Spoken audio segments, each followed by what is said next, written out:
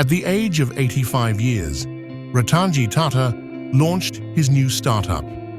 Around 1.5 crore elderly population across the country live alone without any support. Due to their old age, they also have trouble in their daily routine work. To solve this issue, RatanTata, along with Shantanu Naidu, has started a startup called Goodfellows.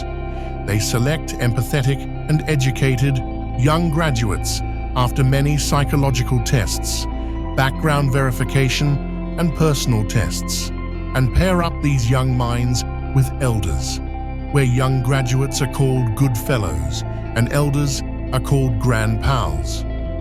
Goodfellows need to spend quality time with Grand Pals.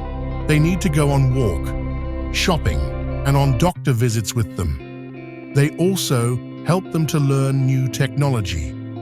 This is not a volunteer-based program. Being a good fellow is a full-time with high salary package. To get started, there is a link in the description below. Click on the sign up button that says join the trial and fill in the form that appears. Team will reach out to you within 48 hours. Thanks for tuning in. Remember to hit the subscribe button, give us a thumbs up, and drop a comment below.